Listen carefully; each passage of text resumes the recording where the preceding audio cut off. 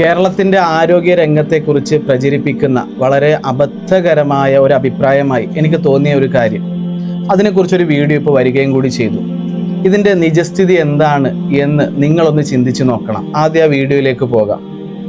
ഒരു നാട് മനുഷ്യർക്ക് ജീവിക്കുവാൻ കൊള്ളുന്ന നാടാണോ എന്ന് പരിശോധിക്കാനുള്ള ആദ്യത്തെ മാനദണ്ഡം ആ നാട് കുഞ്ഞുങ്ങളുടെ ജീവൻ ഉറപ്പുള്ള നാടാണോ എന്നുള്ളൊരു പരിശോധനയാണ്.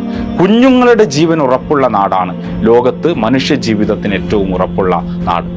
ഈ ലോകത്തെ മനുഷ്യ ജീവിതത്തിന് ഏറ്റവും ഉറപ്പുള്ള നാടിൻ്റെ പേര് ലോകത്ത് സമ്പത്ത് കുന്നുകൂട്ടിയിരിക്കുന്ന ഏതെങ്കിലും മുതലാളിത്ത രാഷ്ട്രങ്ങളല്ല, ഇന്ത്യ കൊള്ളയടിച്ചു കൊണ്ടുപോയി നിർമ്മിച്ചിട്ടുള്ള ലണ്ടൻ മഹാനഗരമല്ല, പാരീസ് അല്ല, ന്യൂയോർക്ക് അല്ല. ലോകത്ത് കുഞ്ഞുങ്ങളുടെ ജീവൻ ഏറ്റവും ഉറപ്പുള്ള നാടിൻ്റെ പേര് കേരളം എന്നാണ്. ശിശുമരണ നിരക്ക് ഏറ്റവും കുറഞ്ഞ നാട്. അത് രോമാഞ്ചം വരുന്നില്ല. അതിനൊരു കാരണമുണ്ട്. വിവരാവകാശ നിയമപ്രകാരം കേരള സർക്കാരിൽ നിന്നും ഒരു രേഖ ഒന്ന് തപ്പിപ്പോയപ്പോൾ ലഭിച്ച മറുപടി തന്നെയാണ് അതിൻ്റെ കാരണം. അത് നിങ്ങൾ കൂടി അറിയണം. ശിശു മരണനിരക്ക് കുറഞ്ഞു എന്നൊരു ഭാഗത്ത് വരുമ്പോൾ നിങ്ങൾക്കറിയുമോ, വയറ്റിനുള്ളിൽ വെച്ച് അബോർഷൻ എന്ന പേരിലെ കൊലപാതകങ്ങൾ ഓരോ വർഷവും എത്ര ഇരട്ടിയായിട്ടാണ് വർദ്ധിക്കുന്നതെന്ന്. കൊന്നു കളഞ്ഞിട്ട് മരിച്ചില്ല എന്ന് പറയുന്നത് ഒരിക്കലും ഒരു ന്യായമോ ഒരു പുരോഗതിയോ ആണെന്ന് ഞാൻ കരുതുന്നില്ല. എന്തിനു വേണ്ടിയാണ് ഇങ്ങനെയൊക്കെ കണക്കുകൾ പറഞ്ഞ് ജനങ്ങളെ തെറ്റിദ്ധരിപ്പിക്കുന്നത് എന്ന് മനസ്സിലാകുന്നില്ല. ജനങ്ങൾ ഇവിടെ സ്വസ്ഥമായി ജീവിക്കല്ലേ. നമുക്ക് അങ്ങനെ നമ്മളെ മാനിപ്പുലേറ്റ് ചെയ്തിട്ട് ഒരു നേട്ടവും വേണ്ടാന്നേ, അങ്ങനെ തെറ്റിദ്ധരിപ്പിച്ച് കണക്ക് വെച്ചൊരു നേട്ടവും വേണ്ടാന്നേ. നിജസ്ഥിതി കണക്കൊന്ന് കണ്ടോളൂ. അതായത് 2020-21 കാലഘട്ടങ്ങളിൽ ഒരു വർഷത്തെ അബോർഷന്റെ നിരക്ക്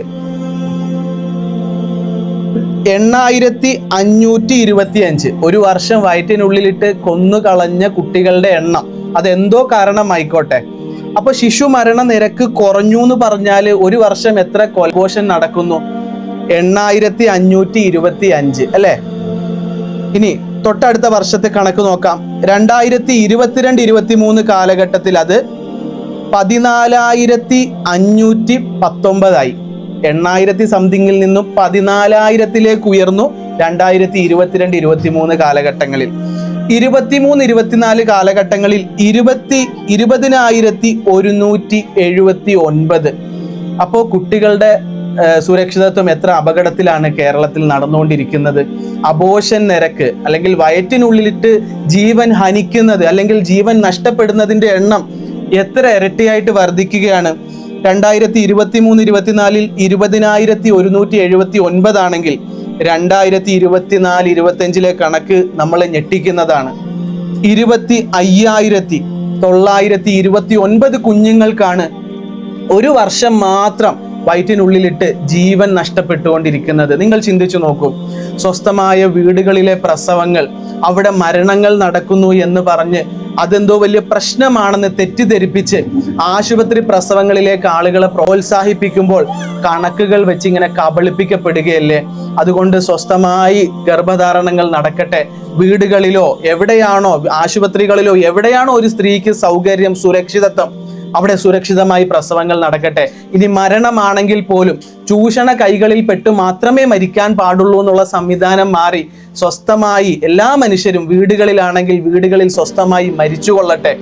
ഇങ്ങനെ ചൂഷണത്തിലേക്ക് പെടുത്താൻ വേണ്ടിയിട്ട് എന്തെങ്കിലും കണക്കുകൾ ഒപ്പിക്കുകയോ, ലണ്ടനേക്കാൾ വലിയ സംഭവമാണ് കേരളം. തീർച്ചയായും ഒരുപാട് വികസനങ്ങൾ ഉണ്ടാകും. ഞാൻ എൻ്റെ നാടിനെ കൊച്ചാക്കുക ആണ് എന്ന തരത്തിൽ നിങ്ങൾ ധരിക്കരുത്.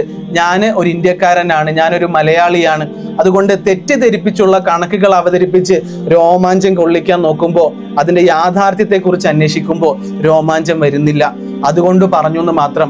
കുട്ടികളുടെ സുരക്ഷിതത്വം 2020 കാലഘട്ടങ്ങളിൽ 8,000-ഓളം കുഞ്ഞുങ്ങളാണ് വയറ്റിനുള്ളിൽ കൊല്ലപ്പെട്ടതെങ്കിൽ 2025 എത്തുമ്പോൾ 25,000-നടുത്ത് കുഞ്ഞുങ്ങൾ ഒരു വർഷം മാത്രം 365 ദിവസത്തിനുള്ളിൽ കൊല്ലപ്പെടുന്നുണ്ട് എങ്കിൽ പ്രഗ്നൻസി നിരക്കിന്റെ കൂടി കണക്കുകൾ നിങ്ങൾ പരിശോധിക്കണം.